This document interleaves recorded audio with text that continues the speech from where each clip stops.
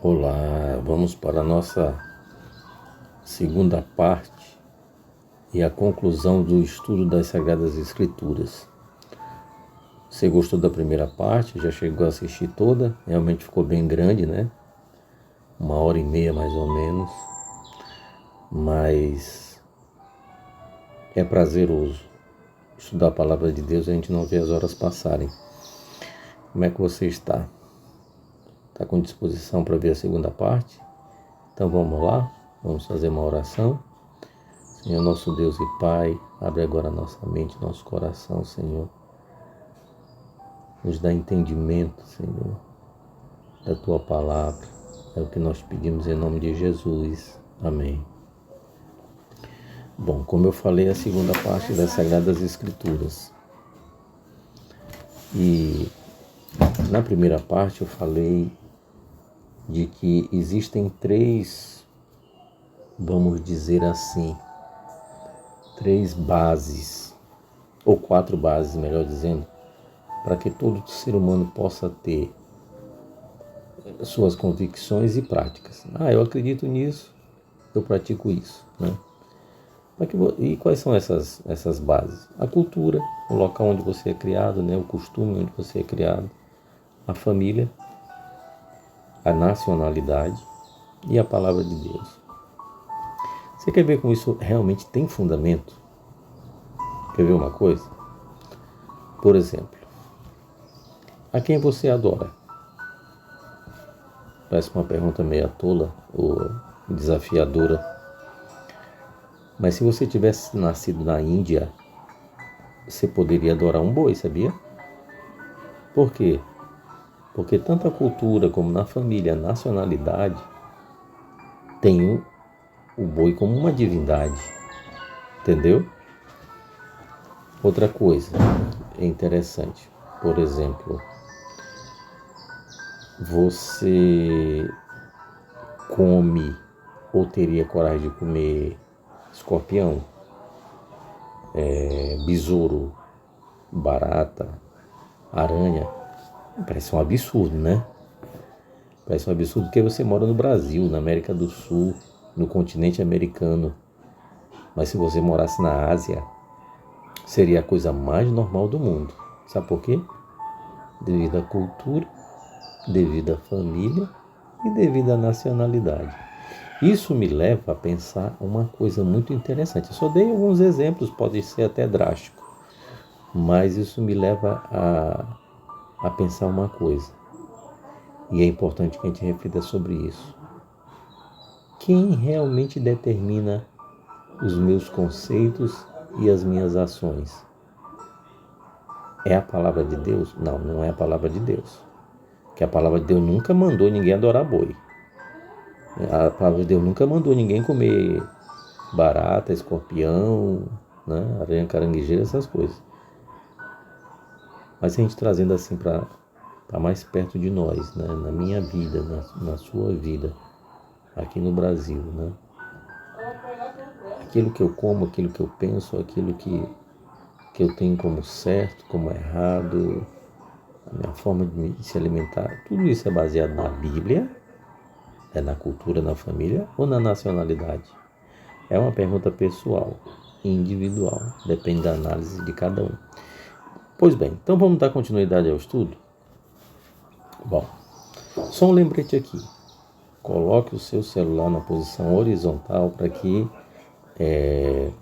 a imagem possa ficar maior e você ter uma melhor nitidez das passagens bíblicas, tá? Posso escolher o que praticar como religião e o que não praticar? Isto é, posso tirar da Bíblia algo ou colocar? Bom, é uma pergunta interessante, né? Eu posso escolher, essa parte aqui eu quero acreditar. Não, essa aqui vale. Não, essa daqui acho que é muito, sei lá, ela é muito antiquada, muito fechada, né? A gente tem que evoluir, tem que crescer, tem que acompanhar os tempos, né? Então essa parte aqui a gente descarta. Pode ser assim? Pode. Deixa eu te perguntar uma coisa. Na tua casa, tu tem regras, não tem? Como tu acharia assim se chegasse uma pessoa com uma mentalidade diferente da tua, da maneira como você foi criado e educa seus filhos, e chegasse na tua casa e dissesse, não, esse negócio aí está ultrapassado, nada disso, não, isso aí não vale mais. Será se a gente ia aceitar assim de se conformar com uma opinião dessa? Né? Mas vamos ver na Bíblia. Apocalipse 22, 18 e 19 diz: porque eu testifico a todo aquele que ouvir as palavras da profecia deste livro, que se alguém fizer o quê? Lhes acrescentar alguma coisa, Deus fará vir sobre eles as pragas que estão escritas neste livro. E se alguém tirar quaisquer palavras do livro desta profecia, Deus tirará a sua parte do livro da vida e da cidade santa e das coisas que estão escritas neste livro.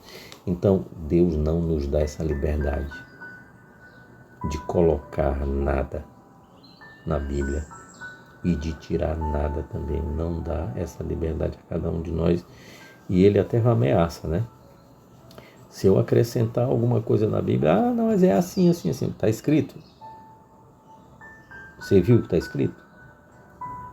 Se a ideia é sua, você está acrescentando. E aí Deus diz que vai acrescentar as pragas que estão escritas lá em Apocalipse. Não, isso aqui a gente é antissocial hoje. Isso aí vai contra as regras, os padrões da sociedade e tudo, da evolução. Então vamos tirar essa parte. Pode, a Bíblia diz que não pode tirar, né? Corre o risco de perder o quê? De perder o seu nome inscrito no livro da vida. Então é perigoso. Vamos para frente. Qual a fonte mais confiável para buscar o conhecimento de assuntos bíblicos? Bom, aqui muita gente, com a melhor das intenções, com o maior interesse, comete erros, né? Você quer conhecer sobre um determinado assunto bíblico, né? Qual é o erro que essas pessoas cometem? Vamos saber?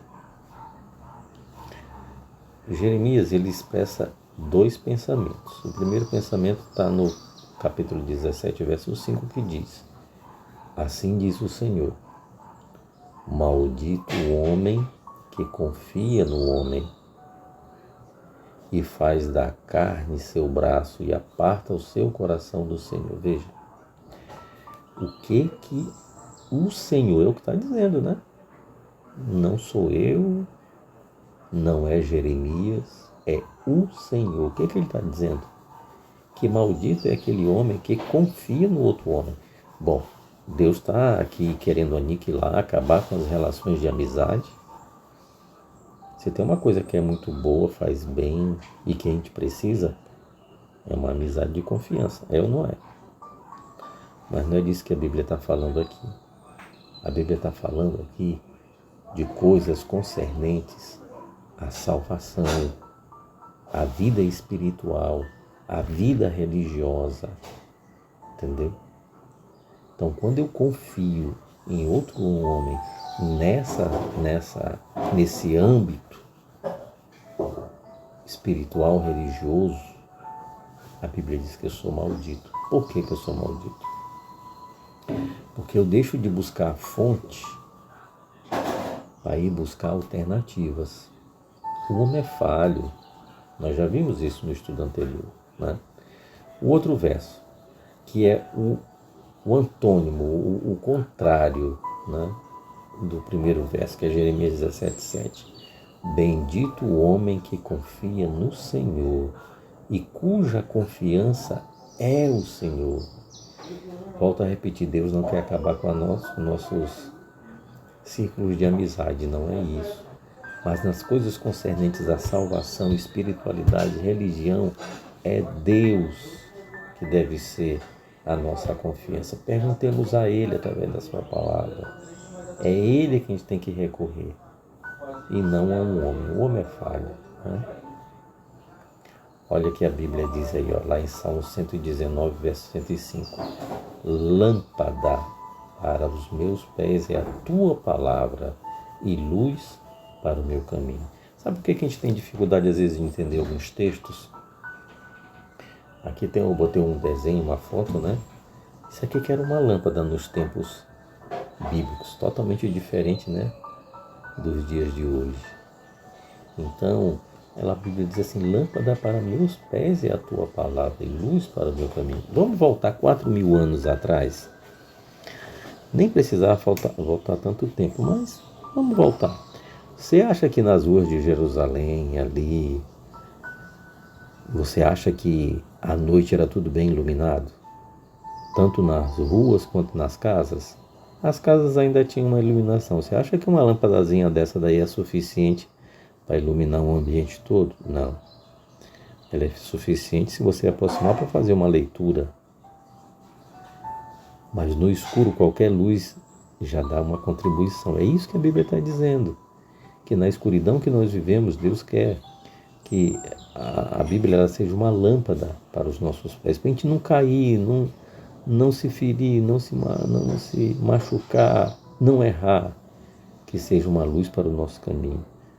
No mundo de trevas espirituais que a gente vive, todo mundo diz que a saída é nisso, a saída é naquilo, é no Deus que está dentro de você, como se você fosse o próprio Deus. E é tanta filosofia, tanta coisa. A Bíblia é nossa salvaguarda. Um ponto muito importante que muitos debatem, o Novo Testamento anula o Velho Testamento? Boa pergunta, não é? O Velho Testamento já ficou lá para trás, né? E aí veio o Novo Testamento. Será se isso anula, né, a chegada do Novo Testamento? Primeiro você tem que entender o seguinte. Uma coisa não tem nada a ver com a outra, no sentido de anular. O Novo Testamento não veio para ficar no lugar do Velho. O Velho Testamento tem seu papel, o Novo Testamento tem o papel dele. O Velho Testamento conta a história de todas as coisas, a criação de todas as coisas, dos profetas, da promessa da vinda do Messias, e o Novo Testamento mostra o cumprimento dessa promessa da vinda do Messias, certo? Então vamos saber. Olha o que Pedro diz para a gente entender se o Novo Testamento anula o Velho Testamento, toma o lugar dele. Diz assim, temos assim, tanto mais o que? Confirmada, né? A palavra profética. O que é a palavra profética? A palavra dos profetas. Quando Pedro fala disso, ele não está falando do Novo Testamento que ainda não estava escrito. Eles ainda estavam vivendo, não estava escrito, certo? Então temos assim, tanto mais confirmada a palavra profética dos profetas, os escritos de Isaías, Jeremias, Ezequiel, Moisés. E aí ele dá um conselho. E fazeis bem em atendê-la. Ele não aconselha a desprezar.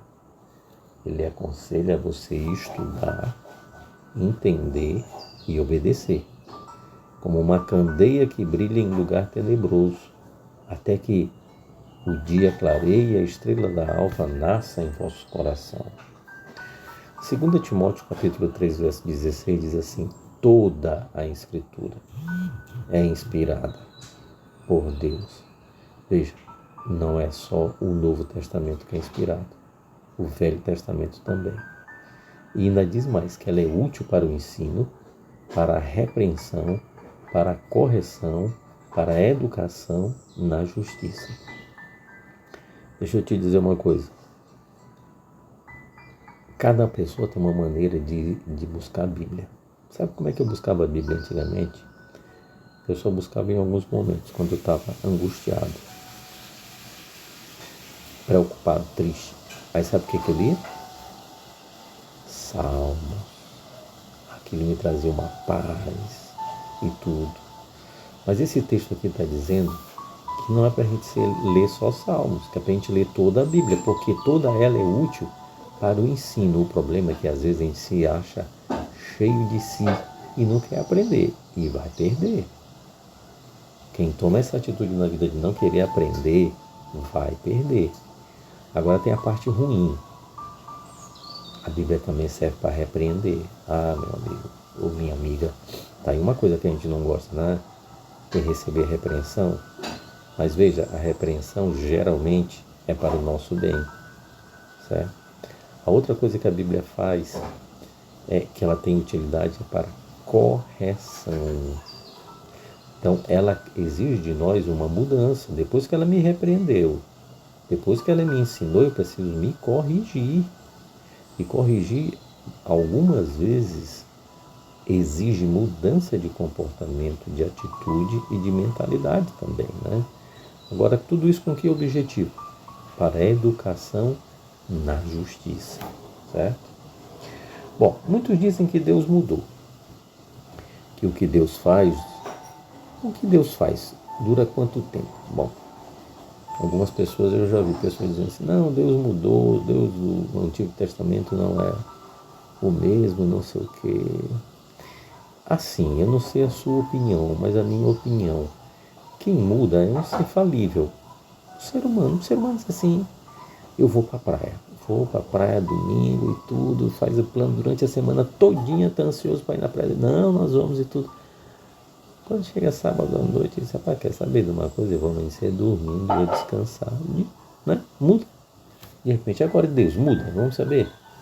Tem alguns textos aqui, Malaquias 3,6. É bem direto o texto, porque eu, o Senhor, não mudo. Bom, se as pessoas lá fora dizem que Deus muda, Ele está dizendo na sua palavra que Ele não muda. Por isso, vós, ó filhos de Jacó, não sois consumidos. Deixa eu abrir um parêntese aqui. Eu gosto muito dessa frase que eu vou falar para vocês agora. Quando eu estou estudando a Bíblia com as pessoas, eu gosto de pegar a Bíblia, certo? Abro a Bíblia e digo para as pessoas, ó, a confusão não está aqui na Bíblia, quando ela está aberta. Porque a Bíblia está dizendo aqui que Deus não muda. E aqui a gente vai ver textos do Velho Testamento, do Novo Testamento, dizendo que Deus não muda, várias e várias vezes Ele não muda. Então, enquanto a Bíblia estiver aberta, não há confusão, não há divergência, não há dúvida. O problema não está com a Bíblia aberta, o problema está com a Bíblia fechada. Porque aí alguém que se acha muito conhecedor de Deus, né? Não, Deus muda assim, não é? Alguém que já tem alguns anos mais do que a gente, já se acha experiente. Não, Deus muda, Ele era assim, agora Ele é assado e tudo. E às vezes essas pessoas têm a nossa confiança, o nosso respeito, mas a gente não pode correr esse risco de querer acreditar mais no homem do que em Deus. Lembra do texto que a gente leu agora há pouco? Bendito o homem que confia no Senhor. Maldito o homem que confia no homem. Quem você quer ser? Você quer ser bendito ou você quer ser maldito? A escolha é sua. Mas sim, Tiago 1,17 diz, agora já no Novo Testamento. O Velho Testamento diz que Deus não muda, né? Eu, o Senhor, não mudo. Toda boa dádiva e todo dom perfeito vem do alto, descendo do Pai das luzes, em quem não há mudança, nem sombra de variação. Pense uma coisa ruim, a gente se relacionar com uma pessoa que tem o temperamento e o caráter fraco, variável, não é? A pessoa diz, eu vou te vender a casa e tudo, você corre atrás do dinheiro, depois a pessoa diz, não, quer saber uma coisa, eu tomei a decisão, não vou mais vender. Não é ruim? Não, o Deus que nós temos é um Deus que não muda. Eclesiastes 3,14 diz, eu sei que tudo que Deus faz durará eternamente. Sabe por quê? Porque Ele é eterno. Nada se lhe deve acrescentar e nada se lhe deve tirar. Isto faz Deus para que haja temor diante dele. Lembra dos textos de Apocalipse? Vê como a Bíblia ela é coesa, ela é unânime, ela não fala. As pessoas que às vezes apressadamente acham que tem divergência e controvérsia, não existe. Ela fala a mesma coisa nela toda. Está falando agora aqui em Eclesiastes, que é o Velho Testamento, e a gente lendo agora em Apocalipse, dizendo que a gente não pode acrescentar e que a gente não pode tirar nada da palavra de Deus. Bom, se um dia, investigando as Escrituras, você constatasse que estava equivocado, que apesar da boa intenção, você foi ensinado diferente do que a Bíblia ensina, o que você faria? Bom, eu não sei com relação diretamente ao assunto aqui da Bíblia, mas que isto é uma realidade na vida de todos nós, é. Pode ser em outras áreas da vida, né? Em outros aspectos da vida, de repente, sei lá, a pessoa escolheu uma outra para namorar e algumas pessoas, pais, parentes, amigos, olha, essa não é a pessoa certa para ti, quem sabe? Não, é assim, a pessoa sai, o tempo vem, a pessoa quebra a cara, realmente eu estava equivocado. Ou então, não, eu quero fazer tal faculdade, mas não tenho a mínima afinidade com aquilo ali. A mínima. Tem a mínima afinidade. Né? E insiste, depois não é minha praia, não vai dar certo. Né? Acontece. Sei lá, de repente começa a construir uma casa num bairro, né? Não gosta muito daquele bairro e começa a investir alto. A casa ficou pronta, ficou muito boa. As pessoas diziam, não gasta tanto dinheiro ali, não é vendável se um dia tu pensar em vender e tudo. Não, eu quero uma casa, não vou fazer casa para os outros morar, vou fazer casa para mim. Aí o tempo passa, a idade vai chegando, e aí é mais conveniente sair dali para um lugar mais próximo dos filhos, quem sabe. E a pessoa eu estava equivocada. Mas não é sobre isso que a Bíblia aqui, a pergunta é aqui. A Bíblia está perguntando aqui é sobre assuntos religiosos. E se um dia você, estudando a Bíblia de uma maneira mais acurada, examinando, você chegasse a essa constatação? Que sentimento você teria?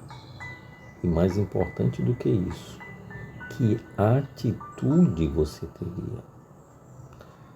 Sabe, o orgulho é uma coisa perigosa, mas quem faz a grandeza do orgulho é o próprio ser humano, sabia?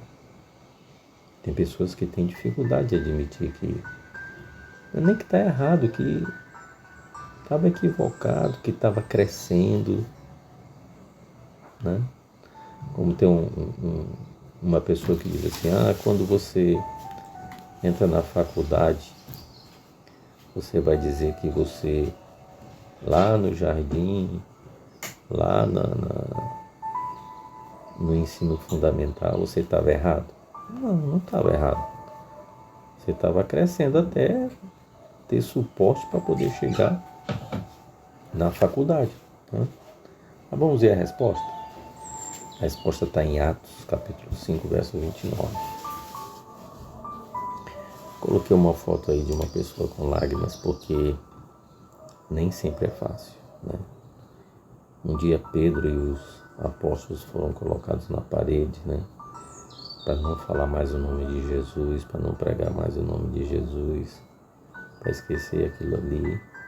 Mas o que o texto diz em Atos 5:29? Porém, respondendo Pedro e os apóstolos disseram, mais importa obedecer a Deus do que aos homens.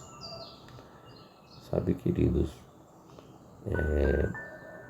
não é muito incomum na nossa jornada espiritual nós temos aprendido coisas que não se coadunam muito com a Bíblia, que não se ajustam muito com a Bíblia. A pergunta é, por que nossos pais fizeram isso com a gente? Por que eles foram maus? Não, nada disso, eles não foram maus. Eles foram sinceros e passaram aquilo que eles receberam. E foram honestos e dignos e quiseram o melhor para a gente. Certo? Mas Deus não deseja apenas isso. a nossa sinceridade, Ele quer o nosso conhecimento dEle através da palavra dEle. E aí a gente precisa tomar uma atitude como Pedro. Mais importa obedecer a Deus do que aos homens, sem desmerecer o ser humano, agradecendo o carinho, o empenho, o desejo de contribuir, de ajudar. Mas se aquilo que eu fui ensinado não está de acordo com o que a Bíblia diz, isto é, de acordo com a vontade de Deus, mais importa obedecer a Deus. É o que a Bíblia diz. Queridos, a segunda parte, ela foi menor, né? Ela foi menor. Mas não fique triste. Essa segunda parte aqui vai ser só uma pequena pausa para um próximo encontro, onde nós vamos falar sobre um outro tema muito interessante. Muito interessante. Como é que entrou o pecado no mundo? Será que quando Deus criou o mundo, criou com pecado? Não criou? Por que a gente tem pecado hoje, né? Foi um anjo que se rebelou? Por que Deus não destruiu esse anjo para evitar todo esse mal, né? E por que Deus criou esse anjo então, se já sabia que ele ia se rebelar? Será que vai ser interessante esse próximo tema? Muito interessante. E eu espero encontrar você aqui, para nós, através da Bíblia, com o auxílio do professor Espírito Santo, aquele que nos orienta, que nos guia, nos ensinar as coisas divinas, para que nós possamos ter pegadas mais seguras, fazendo a vontade de Deus. Um grande abraço para você, vamos orar? Pai de amor e de bondade, Pai de misericórdia, obrigado, Senhor, pelos momentos que nós tivemos aqui concluindo esse assunto, que na realidade, Senhor, não tem como encerrar esse tema, mas nós vamos passar para uma outra etapa, falando de um outro assunto, Senhor. Que o Teu poder, o Teu amor, Senhor, possa continuar na vida dessa pessoa que está me ouvindo agora, que está tendo esse interesse em Te conhecer mais através das Escrituras, não que não Te conhecesse, já Te conhece, tem um relacionamento com o Senhor, mas que deseja aumentar esse relacionamento através do conhecimento da Tua Palavra. Abençoa ela, abençoa seus familiares, sua vida espiritual, material, financeira. É o que nós pedimos em nome de Jesus. Amém. Grande abraço.